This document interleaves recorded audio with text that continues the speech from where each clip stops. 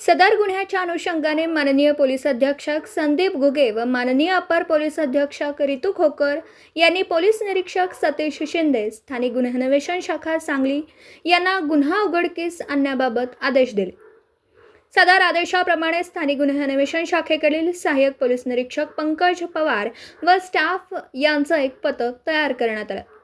त्या अनुषंगाने स्थानिक गुन्हे अन्वेषण शाखेकडील सहाय्यक पोलीस निरीक्षक पंकज पवार यांच्या पथकामधील पोलीस हवालदार अनिल कोळेकर व पोलीस शिपाई विक्रम खोत यांना त्यांच्या बातमीदाराकडून बातमी मिळाली की रेकॉर्डवरील गुन्हेगार नामे सुदर्शन यादव राहणार विश्रामबाग सांगली व त्याचे सहकारी ओंकार साळुंखे राहणार राजीव गांधी झोपडपट्टी जुना बुधगाव रोड सांगली व मुनीब उर्फ बाबू मुश्ताक भाटकर सध्या राहणार अंबा चौक सांगली यांनी तासगाव अर्बन कोऑपरेटिव्ह बँक शाखा मार्केट यार्ड सांगली येथे चोरी करण्याचा गुन्हा करून ते तिघे सध्या तात्यासाहेब मळा मीरा हाऊसिंग सोसायटी सांगली परिसरात लपून बसल्याची खात्रीशीर बातमी मिळाली।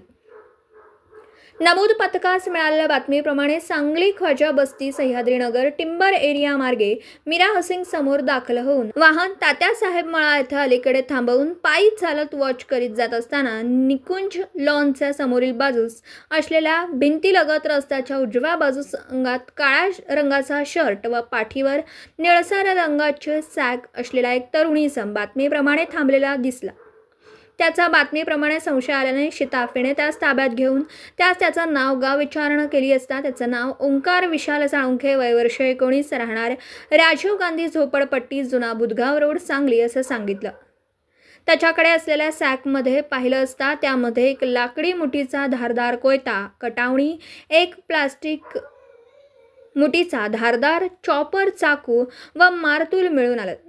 त्यास सदर वस्तूंबाबत विचारलं असता त्याने सांगितलं की या वस्तूने त्याच्या साथीदार सुदर्शन यादव व मुनीब उर्फ बाबू भाटकर यांच्यासोबत रात्रीच्या वेळी मार्केट यार्ड सांगली येथील बँकेचं कुलूप कटावणीने तोडून आत प्रवेश करून चोरी करत असता बँकेचा सायरन वाजल्याने ते पळून गेले।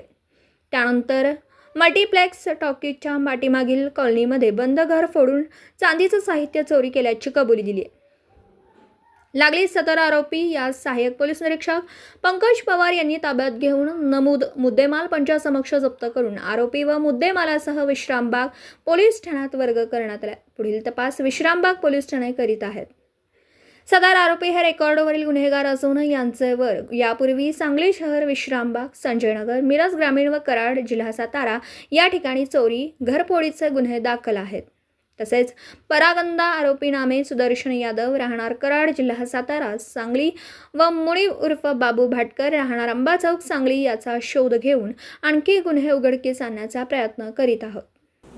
दिवसभरातील घडामोडींचा आढावा घेण्यासाठी पाहत रहा N24 मराठी न्यूज चॅनल।